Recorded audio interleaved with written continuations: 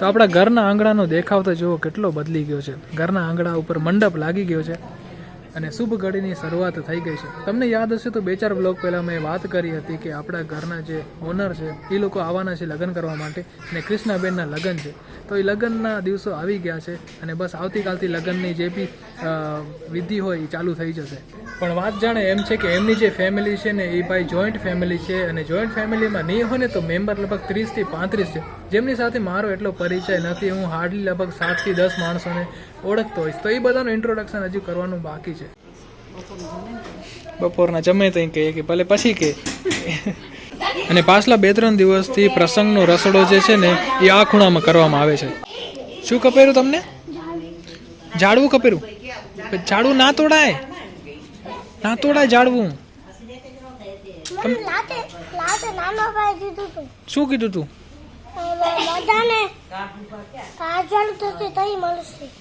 તઈ મળશે, અજવાળું થશે તઈ. હે તો ઝાડવું તોડશો તો ઝાડવું થોડું થઈ જશે ને. તઈ તને શું કરવું ઝાડવાને? સાફ કરવું હે. તો આજનો બપોરનો જમવાનું તૈયાર થઈ ગયું છે અને આપણે જો ટેબલની જગ્યાએ ખાટલાને કામમાં લીધો છે. તો ખાટલો આપણું ટેબલનું કામ કરી રહ્યો છે. ઓલરેડી લેડીઝો બધી જમવા બેસી ગઈ છે. ભાવિનભાઈએ મને ઇન્ટ્રોડક્શન દઈ દીધું છે ઓલમોસ્ટ બધા લોકોનું. પણ તેમ છતાંય મારાથી 19-20 થશે એ મને ખબર છે, કેમ કે આટલા લોકોનું એક જ વારમાં યાદ રહી જવા નામ ને ભાઈ સંબંધ ને થોડુંક મારા માટે મુશ્કેલી ભર્યું હોય. આમ તો શું બધા લોકોની મેમરી એવી સ્ટ્રોંગ ના હોય છે ને, તો એટલા માટે આપણી મેમરી થોડીક વીક છે. A few moments later. તો બપોરના જમીને પછાડના ભાગમાં આપણા ઘર જેટલું અનાજ હતું ને સમાજમાં શિફ્ટ કર્યું છે, કેમ કે હવે રસોડો જે છે ને એ સમાજમાં થવાનો છે અને હવે તો સાંજ થઈ ગઈ છે ને રાતના જમવા માટેની અરેન્જમેન્ટ આપણે બધી કરી દીધી છે. ટેબલ લગાડી દીધી છે અને ખુરશીઓ રાખી દીધી છે, કેમ કે મહેમાનોની સંખ્યા વધી જવાની હતી એટલા માટે. ઘરે તો અરેન્જમેન્ટ થાય नहीं, तो એટલા માટે समाज में આપણે शिफ्ट થઈ ગયા. तो भांजानी केटरिंग सर्विस में आपका स्वागत है. आज का मेन्यू आपको बताता हूँ. ये बूंदी है, ये स्पेशल राइस है बेंगलोर ने. पुलियोगरे राइस. શું કહેવાય? पुलियोगरे. પુલિયોગ્રે. અચ્છા, પુલિયોગ્રે. આમના મેકર્સ આવ્યા. તમે બનાવીએ ને રાઈસ? હા, તો આપણે આજે તમારા દેરાણી બીજા તો આજે આપણે આ રાઈસ ચાખવાની છે, પ્લસ રોટલી છે, ખીચડી છે, કઢી છે. તો જો આપણે થાળી લઈ લીધી છે ને થાળીમાં સ્પેશિયલ પુલિયોગ્રે, તો મને બોલતા નથી આવતું ભાઈ, જે બી વાત એ આપણે લઈ લીધી છે અને મસ્ત જમી આવે.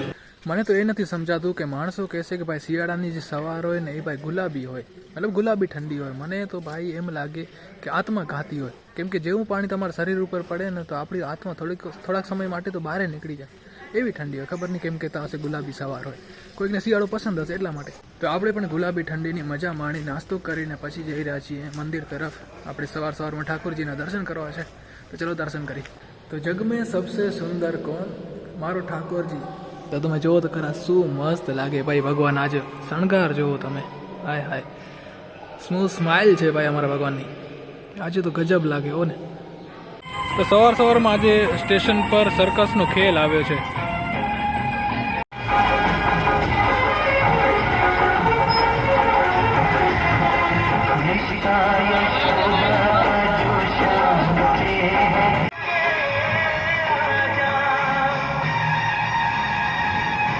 તો હું આવ્યો છું અત્યારે કાકાના ઘરે, મતલબ કે કિશોર કાકાના ઘરે, કેમ કે પૂજા માટે અથવા તો તોરણ માટે આસોપાલવના પાંદડાની જરૂર છે. તો એ પાંદડા આપણે લેવા આવ્યા છીએ. થઈ રહેશે.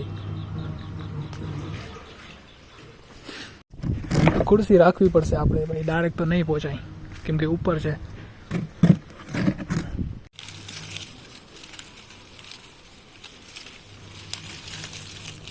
તો પાંદડા તોડાઈ ગયા છે ને એટલા કંઈક પાંદડા આપણે તોડ્યા છે. મારા હિસાબે થઈ રહેવા જોઈએ, અને જો ખૂટશે તો પાછા આવીને આપણે તોડી જશું. હજુ તો ઘણા બધા પાંદડા છે ઝાડ પર, વાંધો નથી, ઘણા બધા પ્રસંગમાં કામ આવશે. તો આપણે જે પાંદડા લઈ આવ્યા છીએ ને એને અહીંયા માળા બનશે ને એક માળા ઓલરેડી બની ગઈ છે. માળા તો ના કહેવાય, તોરણ કહેવાય. આંબાના પાંદડાનું તોરણ છે અને હવે આસોપાલવના પાંદડાનું તોરણ બને છે. અને બીજી બાજુ સમાજવાડીના ગ્રાઉન્ડ પર દાંડિયા રસ માટેનો સ્ટેજ બની રહ્યો છે.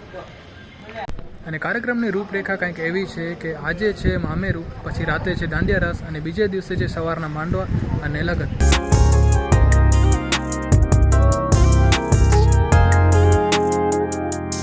તો બપોરના કાંઈક 1:30 વાગી ગયા છે અને જસ્ટ આપે જમવાનું પૂરું કર્યું છે અને જેટલું બી સામાન ઘરેથી આવ્યો તો નહીં ફરી પાછું આપણે ઘરે પહોંચાડવાનું છે તો એ અમે આ ગાડીના અંદર લોડ કરી રહ્યા છીએ તો એક રાઉન્ડ આપણે ઓલરેડી મારી લીધો છે આ બીજો રાઉન્ડ છે અને આટલું સામાન હવે કંઈક તો પહોંચાડવાનું છે हंसता का है हो ऐसा ही होता है ये होता है ऐसा हमारे यहाँ ऐसा ही होता है બંધ કરો ચલો આરીસામાં જોઈને પાગલ ના થઈ જા અરે મેકઅપ કરું તો જલ્દી કરને ટાઈમ થઈ ગયો હે કેટલું ટાઈમ લગાડીશ તું મમ્મી ના હજી રેડી થાય ને ત્યાં હું જેવું કરી તો તું રેડી જ થાવ રી ના સામાન બધો અહીંયા કા રાખ્યું ખુરશી ઉપર અંદર રાખને મમ્મી ઘરમાં કીધું તડકામાં કરે એટલે વાળ સુકાઈ જાય ને એટલે ઓહ ત્યાં વાળ હુકાઈ ગયા આમાં શું હોય હજી હુકાવા જેવું તો જેટલું બી સામાન હતો ને એ આપણે ઘરે પહોંચાડી દીધું છે અને આપણે પણ તૈયાર થઈ ગયા છીએ મામેરાના ફંક્શન માટે પણ એ આપણે નેક્સ્ટ બ્લોગમાં કવર કરશું આજનો જે બ્લોગ છે ને આપણે અહીંયા સુધી જ રાખશું આઈ હોપ કે તમને પસંદ આવ્યો હશે અહીંયા સુધી વિડીયો જોઈને અગર પસંદ આવ્યો તો લાઈક કરજો નવા તો ચેનલને સબસ્ક્રાઈબ કરજો ફરી મળીશું એક નવા બ્લોગ સાથે ત્યાં સુધી તમારું ધ્યાન રાખજો tata bye bye take care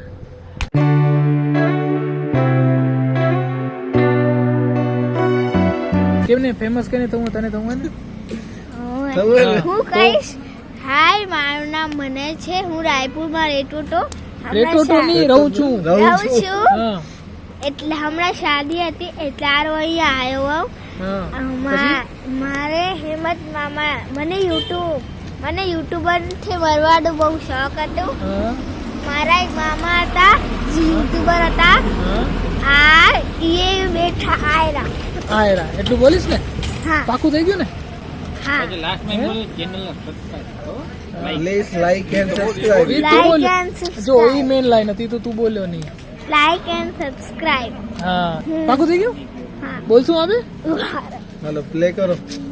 કે હજુ પાકું કરીશ દિમાગમાં પાકું કરવા દો પાકું કરી લે 5 મિનિટે ભલે પાકું થઈ ગયું ને હાઉ હા. 3 2 2 1 1 બોલો હાય મારું નામ મને છે હાય મારું નામ મને છે મારા અહીંયા હું રાયપુરમાં રહું છું મારા માસીને મામાના અહીંયા લગ્ન હતા એટલા હું અહીંયા આવ્યો છું મને બહુ યુટ્યુબરથી મળવાનો બહુ શોખ હતો એટલા હું હેમંત મામાના કને આવ્યો એનું નામ હેમંત છે હા પછી હું રાયપુરથી આવ્યો હું પછી લાઈક એન્ડ સબસ્ક્રાઇબ થઈ ગયું થઈ ગયું વાહ બતાવતા મસ્ત આવ્યું મસ્ત એ હવે તું ડાયરેક્ટ વિડીયોમાં જોજે હો ને બતાવી દો હે જોવું પડશે બતાવી દો જોવું હવે હે બરાબર નહીં લાગે તો તને તો પછી બીજું બનાવી લઈશ ઘરમાં ના ના હવે આ મસ્ત હે આઈસ ની ને હવે આ દિખાઈ મસ્ત દો હે બીજું ના બનાવજો મજા આવી ને ગંદુ નથી બરાબર જ